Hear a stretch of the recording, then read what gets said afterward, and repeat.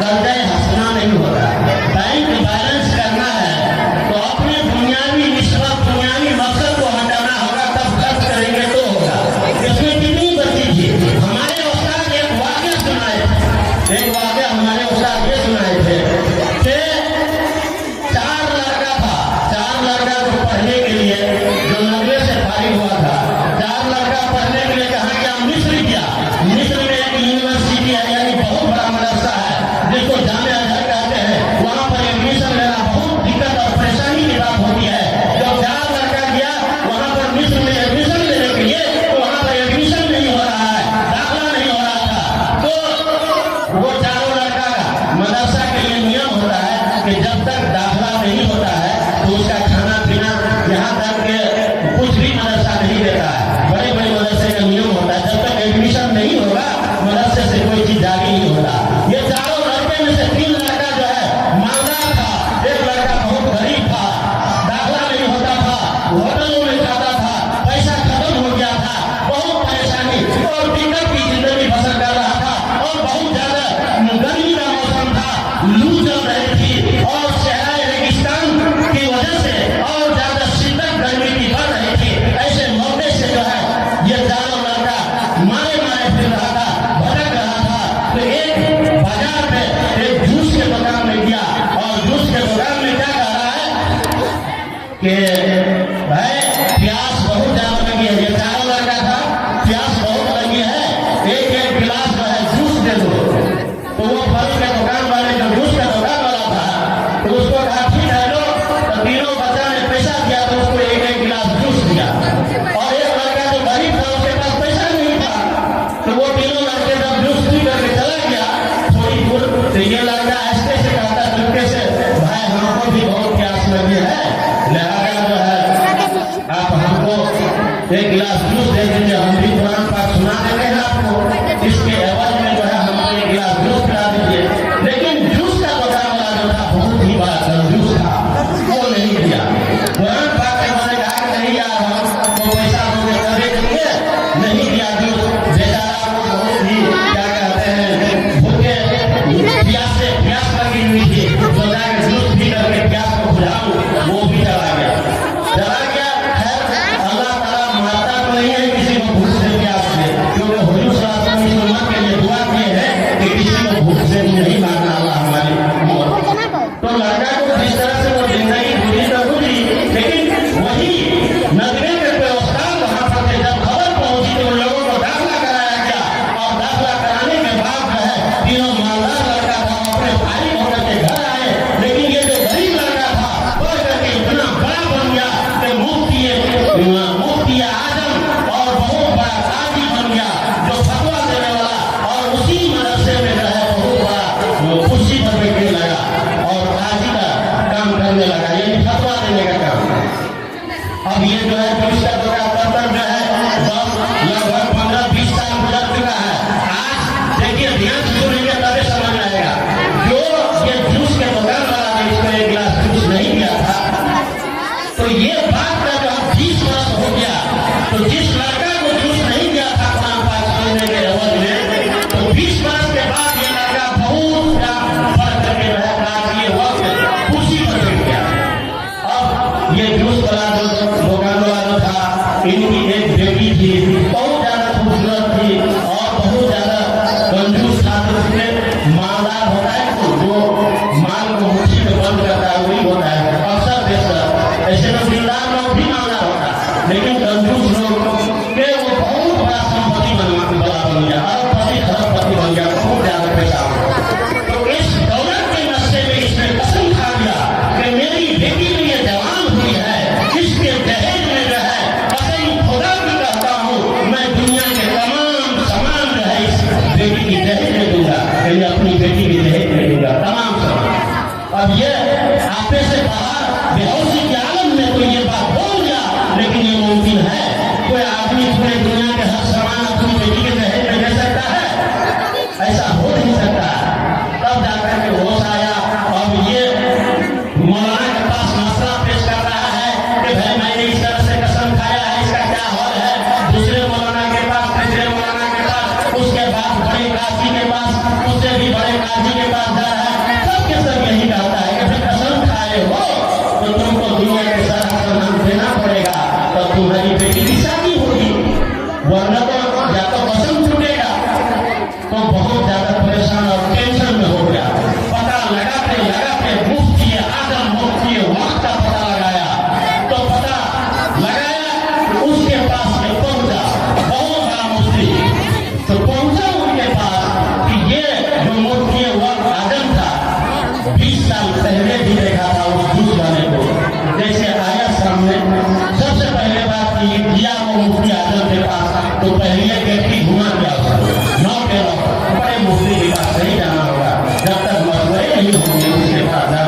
एक रोज घुमा दिया, दूसरे रोज किसी तरह से सिफारिश करवा करके आया, एक रूम दिया, 2 रूम दिया, तीसरे रूम में मुफ्ती आजम साहब बैठे हुए थे। वहां पर गया तो ये मुफ्ती साहब पहचान गए इसको कि ये तो वही जूस वाला है जिसने हमको कुरान पाक के एवज में जो है आज ये 1 गिलास जूस नहीं पिलाया। तो मुफ्ती साहब सोचे कि आज देखता हूँ कि उस वक्त जो है 1 गिलास जूस नहीं दे रहा था कुरान का बदले में, तो आज देखता हूँ कि कितना देने पर राजी होगा। तो सारा बात सुना कि मुफ्ती साहब बड़ी परेशानी की बात है, मैं पैरों पर झुकता हूँ, आपको यदि आपका बहुत ज्यादा अदब एहतराम कदर करता हूँ, आप हमको ये बता दीजिए कि कम से कम क्या है मतलब ये मसला का हल। मैंने कसम खाया है कि मैं तमाम सामान दूंगा अपनी बेटी के दहेज में, और सारा मौलाना कहता है कि ये इसका कोई हल ही नहीं है। तो बताइए आप ही, तो कहता है मुफ्ती साहब कहते हैं मैं मसला तो बता दूंगा लेकिन तुम दोगे कितना? तब कहता है कि वो मुफ्ती साहब मैं 1 लाख दूंगा इस मसला को बताने के बदले। तो उसने नए मुफ्ती साहब को खुद वो आदमी ने पूछा कि भाई कितना लीजिएगा इस मसले को बताने के लिए? तो उसने कहा कि 50,000 दूंगा। तो वो भूल करके चला गया अपनी बीवी के पास, कहता है कि मौलाना साहब सभी मौलाना मुफ्ती साहब है, तो ये पहचान नहीं पाया सकेंगे।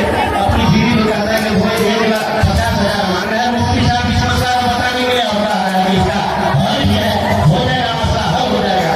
तो अब उसकी बीवी कहती है कि 50,000 मेरी बेटी का मामला है, 1 लाख जाकर के वो देंगे और मसला को हल करो। जाकर के 1 लाख रुपया कहता है मुफ्ती साहब 1 लाख दूंगा। तो मुफ्ती साहब कहते हैं 1 लाख नहीं, इसका 2 लाख रुपया लगेगा।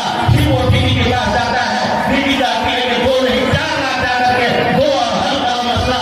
फिर आकर के कहता है 4 लाख देंगे। वो मुफ्ती साहब 8 लाख कहा, इसी तरह से 16 लाख हो गया, इसी तरह से 32 लाख 64 लाख ऐसे 28 लाख, इसी तरह से बढ़ता गया और करोड़ों अरबों तक चला गया। एक मसला को बदल पूछने के लिए वो करोड़ रुपया से अरब रुपया तक जो है लेकर गया। यहाँ तक कि पूरी हैसियत की संपत्ति रच लिया उस मुफ्ती साहब को, वही कंजूस आदमी जो 1 गिलास जूस नहीं दिया। तो लास्ट में जब संपत्ति से ज्यादा मांगने लगा मुफ्ती साहब, तब ये पैरों पर गिर गया। कहता है मुफ्ती साहब अब हमारी हैसियत नहीं है, जितनी संपत्ति थी सारी चीज मैंने आपको घर दिया है, अब मेरे को उससे ज्यादा आपको देने के लिए हैसियत नहीं है।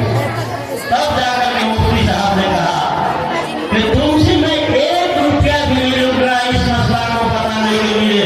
क्या याद है 20 वर्ष पहले मैं पियासा किया था तुम्हारे जूस के दुकान में और ये बात कहा था कि कुरान पाक सुना देता हूँ आपको, इसके एवज में मेरे पास पैसे नहीं है, आपको कुरान सुना देता हूँ, 1 गिलास जूस दे दो, मैं ये प्यासा हुआ। याद है? तब जाकर के याद आ गया उसको, तब बहुत ज्यादा रोया मेरे मोहतरम दोस्तों। तो मुफ्ती साहब ने कहा कि आप रोइए नहीं, क्योंकि वो साथ तो रहमदिल होते हैं, रोइए नहीं, आपको मैं फ्री में मसला बताता हूँ। तब कहा कि जाइए पूरी दुनिया का सामान आपको बता देता हूँ, अपनी बेटी के दहेज में देकर के शादी कर दीजिएगा। जाइए 1 कुरान पाक अपनी बेटी के दहेज में दे दीजिएगा और शादी कर दीजिएगा। कुरान पाक में दुनिया की तमाम चीज मौजूद है, मसला का हल। तो कहने का मतलब यह है कि आपके जेल में पैसे रखते हैं तो शैतान भी वो सोचा डाल रहा है, ये पैसे को तो वो काम तुमको करना है, ये पैसे जो दे दोगे फिर आगे वो काम कैसे होगा तुम्हारा? शैतान दिल में वसवसा डालता रहता है, क्योंकि आप दीन के रास्ते में अगर खर्च कर देंगे तो अल्लाह के यहाँ जमा हो जाएगा। ये बच्ची जो आपके पैसे लेंगे और उससे पढ़ेगी लिखेगी तो उसका सवाब आपको मिलेगा। ये बच्ची किसी बच्ची को पढ़ाएगी उसका सवाब मिलेगा, उसकी बच्ची किसी बच्ची को पढ़ाएगी उसका सवाब मिलेगा। कयामत तक पढ़ाने का सिलसिला जारी रहेगा और आपको अगर 50 रुपया इस दीन की बातों को सुन करके आप अगर 50 रुपया खर्च कर देंगे तो कयामत तक सवाब पाएंगे। बहुत ज्यादा वक्त ले लिया हूँ, माफ कीजिएगा। बहरहाल अपनी बच्ची को इनाम देना कोई कमाल की बात नहीं है, किसी गैर की थी बच्ची को इनाम देंगे तो वो अल्लाह के बैंक बैलेंस